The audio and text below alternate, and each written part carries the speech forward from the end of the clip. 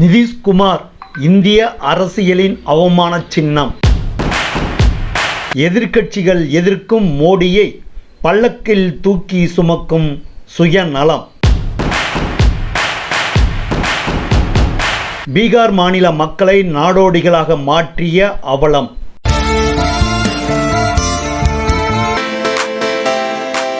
நல்லரசு பார்வையாளர்களுக்கு அன்பு வணக்கம். பாரதிய ஜனதாவுடன் கைகோர்த்து நிற்பதில் சில காலம் தவறிவிட்டிருக்கலாம். ஆனால் இனிமேல் எப்போதும் பாரதிய ஜனதாவை விட்டு விலகாமல் அரசியல் பயணத்தை தொடர்வேன்.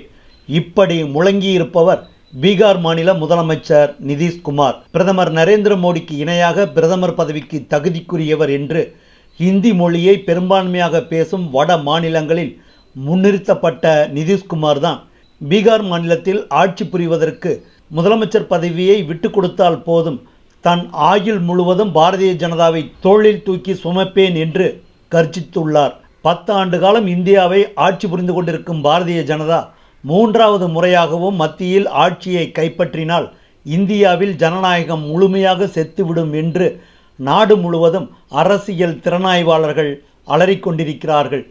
இந்தியா போன்ற மிகப்பெரிய ஜனநாயக நாட்டில் ஆளுங்கட்சி மிருக பலத்துடன் வளர்வதும் எதிர்க்கட்சிகள் தொடர்ந்து பலவீனமடைந்து வருவதும் ஜனநாயக நாடான இந்தியாவுக்கு பேராபத்தை விளைவிக்கும் என்று சமூக ஆர்வலர்கள் 5 ஆண்டுகளுக்கு மேலாக கதறிக்கொண்டிருக்கிறார்கள். 10 ஆண்டு பிரதமர் பதவியை நிறைவு செய்ய போகும் நரேந்திர மோடி 3வது முறையாகவும் பிரதமர் பதவியில் அமர்ந்து விட்டால் நாடாளுமன்றத்தில் மட்டுமல்ல, நாடு முழுவதும் ஜனநாயகம் செத்துவிடும். மதவாதம் தலையெடுத்து நாடு முழுவதும் மத மோதல்களை தூண்டிவிட்டு இந்திய திருநாட்டின் அமைதியை சீர்குலைத்து விடுவார்கள் என்று அச்சமூட்டுகிறார்கள் ஜனநாயகவாதிகள். காஷ்மீர் முதல் கன்னியாகுமரி வரை பாரதிய ஜனதாவின் 10 ஆண்டுகால ஆட்சிக்கு முற்றுப்புள்ளி வைக்க வேண்டும் என்று அனைத்து தரப்பினரும் ஒருமித்த உணர்வுடன் குரல் கொடுத்து கொண்டிருக்கிறார்கள். சர்வதிகாரத்திற்கு எதிராக ஜனநாயக சக்திகள் மீண்டும் உயிர்த்தெழுந்து விட்டது என்று நம்பிக்கை கொள்ளும் வகையில்தான் காங்கிரஸ் தலைமையிலான இந்திய கூட்டணி உருவானது.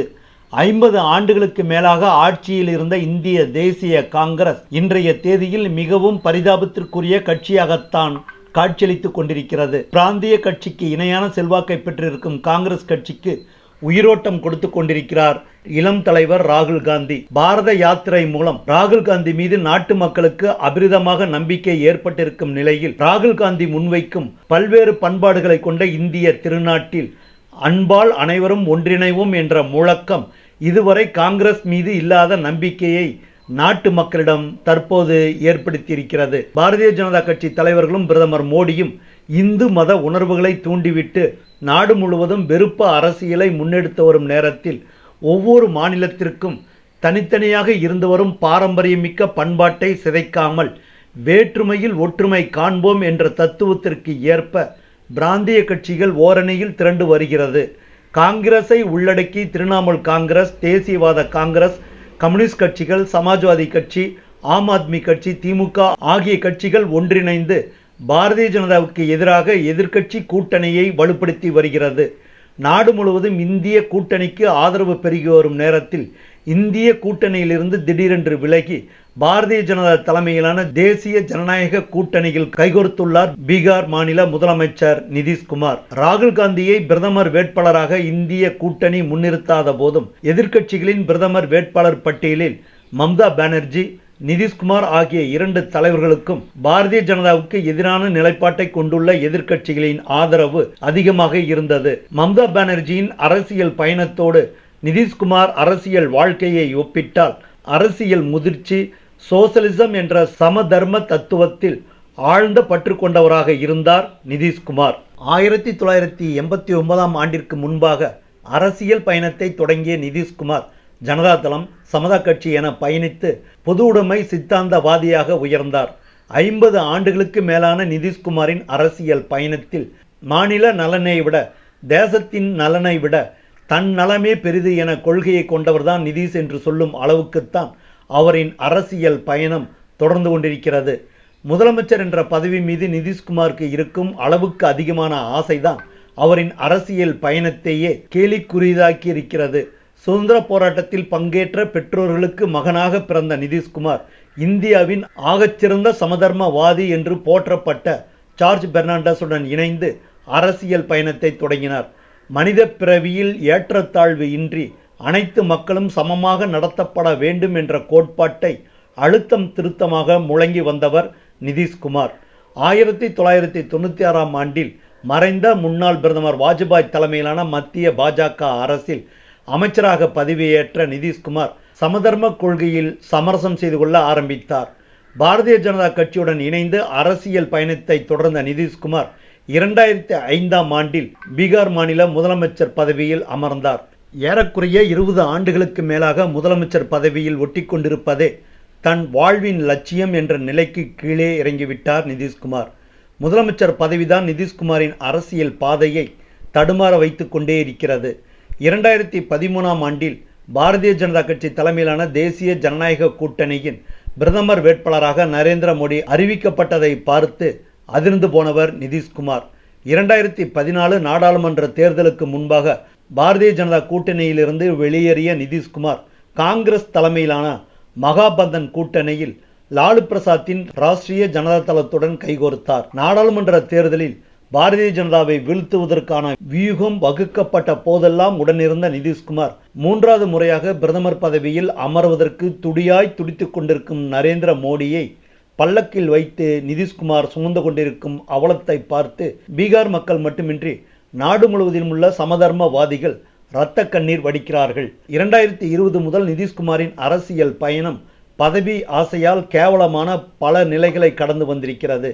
2020ஆம் ஆண்டில் பாரதிய ஜனதா கூட்டணியுடன் சட்டமன்ற தேர்தலை சந்தித்த நிதிஷ்குமார் 2 ஆண்டுகளில் பாரதிய ஜனதா கூட்டணி அரசிலிருந்து விலகி 2022ஆம் ஆண்டில் ராஷ்டிரிய ஜனதா தளத்துடன் கைகோர்த்து கூட்டணி அரசின் முதலமைச்சராக பதவியேற்றார்.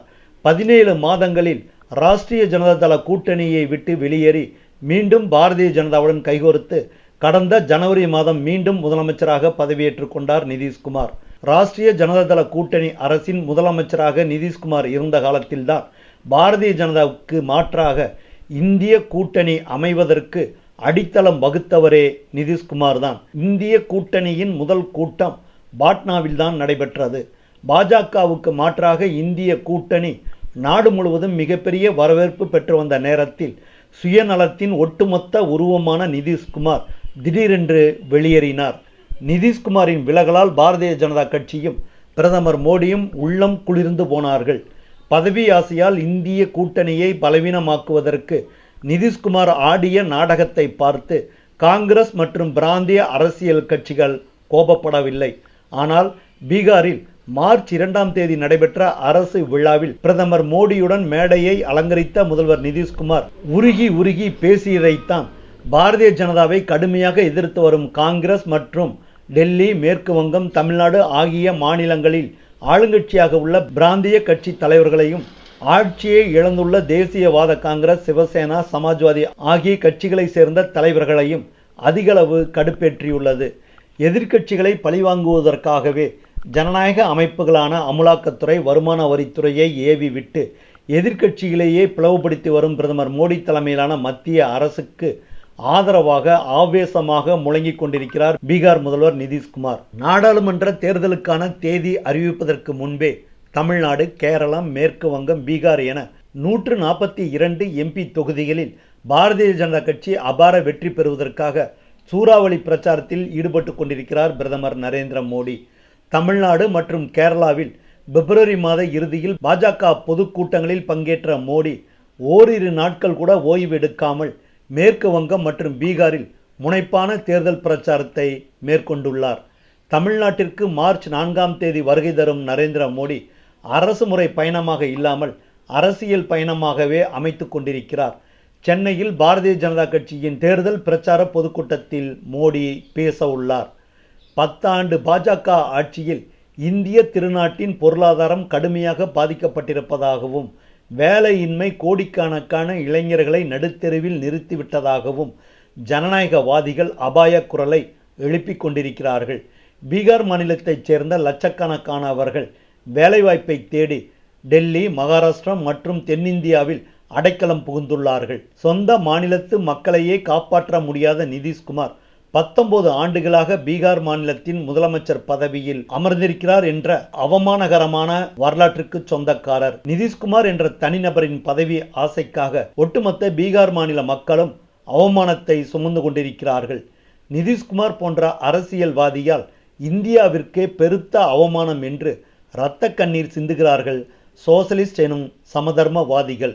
நன்றி நண்பர்களே, மற்றொரு சிறப்பு செய்தி தொகுப்புடன் மீண்டும் சந்திக்கிறோம்.